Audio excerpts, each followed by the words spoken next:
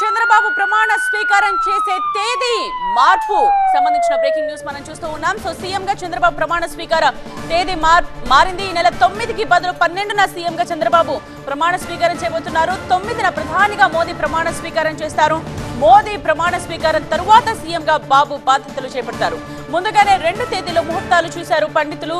ప్రమాణ స్వీకారం చేసే ప్రాంతంపై ఇవాళ స్పష్టత వచ్చే అవకాశం కనిపిస్తోంది.